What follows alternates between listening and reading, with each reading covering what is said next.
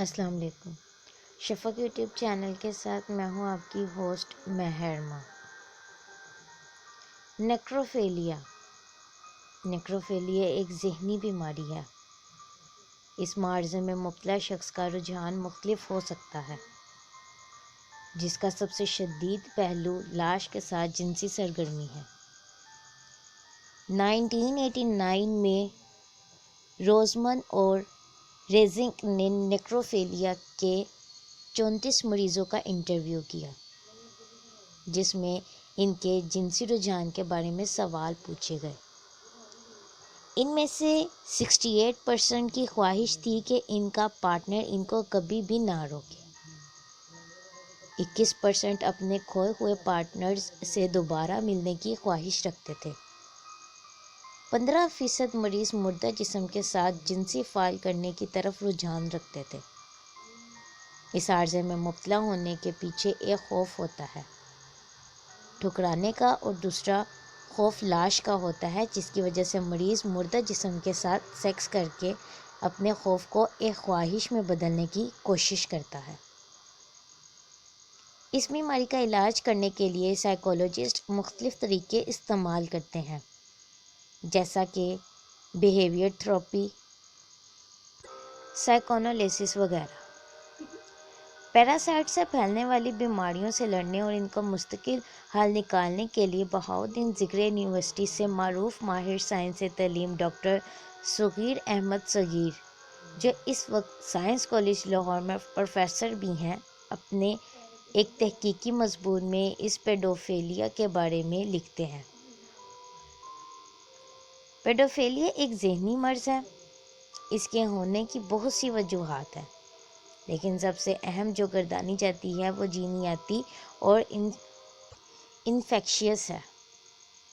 جینیاتی پیڈوفیلیا نسل در نسل انسانوں میں منتقل ہوتا ہے، جبکہ جدید تحقیق کے مطابق یہ بھی دیکھنے میں آیا ہے کہ ٹاکسوپلازما نامی ایک جرثومے کی وجہ سے بھی یہ مرض وقوع پذیر ہوتا ہے۔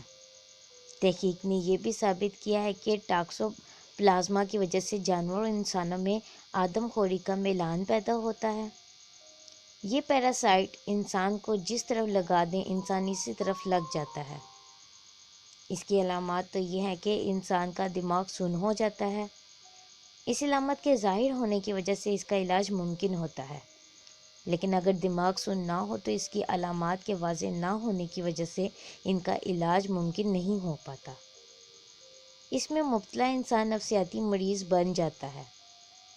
اس شخص کا ڈوپامین لیول بڑھ جاتا ہے، جس کے بعد وہ جو سوچتا ہے جب تک اسے انجام تک نہ پہنچائے چین سے نہیں بیٹھتا، اور افسوس کہ کچھ معاشرتی برائی کی وجہ سے ایسا شخص جنسی سکون پانے کی طرف زیادہ راغب ہوتا ہے۔ چونکہ وہ نفسیاتی مریض ہوتا ہے اور جسمانی طور پر کمزور ہو جاتا ہے، تو اپنے لیے کوئی آسان ٹارگٹ چنتا ہے، جو کہ عام طور پر کم عمر بچے ہوتے ہیں۔ یہ دماغی مرض شائزوفرینیا، جو مختلف نفسیاتی بیماریوں کا مجموعہ ہے، میں سے ایک ہے۔ یوں سمجھ لیں کہ اگر پیڈوفیلیا میں مبتلا شخص کی عمر 35 برس ہے تو اس کا نشانہ 5 سال سے 14 سال کے درمیان کوئی بچہ یا بچی ہوگی۔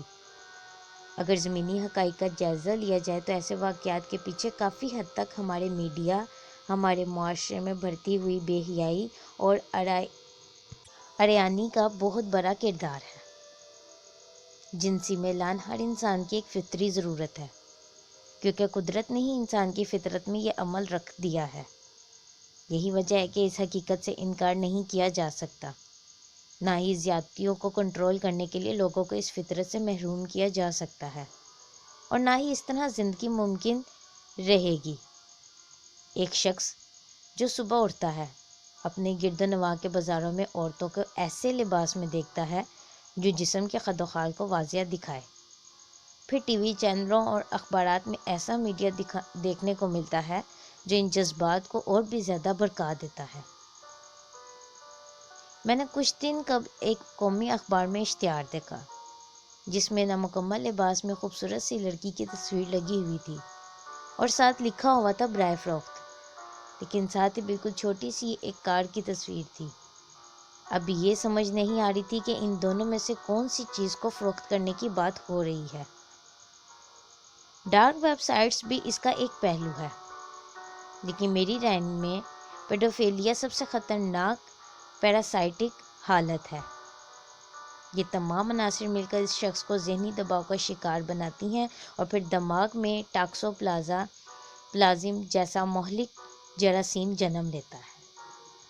یہ بات یہاں کرنے کا یہ مطلب ہرگز نہیں کہ میں ان لوگوں کے حق میں کوئی جواز پیش نہیں کر رہا، بلکہ یہ ہے کہ میں معاشرے کے اس بھیانک چہرے کی متوجہ کروانے کی کوشش کر رہا ہوں جسے ہم نے لبرلزم کے لبادے کے ساتھ ذہنوں اور جسموں پر اوڑھ لیا ہے۔ ایک حدیث مبارکہ کا مفہوم ہے کہ جو شخص جس سے محبت کرتا ہوگا وہ قیامت کے روز اسی کے ساتھ اٹھایا جائے گا۔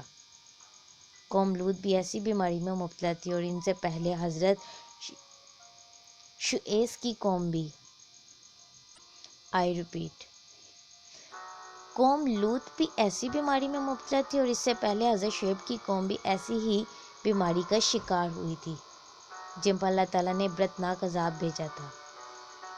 یہ خاتم النبیین محمد رسول صلی اللہ علیہ وآلہ وسلم کی دعاؤں کا صدقہ ہے کہ ہم آج دنیا میں اللہ کے عذاب سے بچ رہے ہیں، لیکن ہم یہ بھی خیال کر لیں کہ آخرت میں وہ لوط کی نافرمان قوم کی صف میں کھڑے ہوں گے اور اس میں ان بادشاہوں کا بھی اتنا ہی حساب ہوگا جتنا کہ ان کی اس رعایا کا جو ایسے گناہوں کی دلدل میں دھسے ہوئے ہیں۔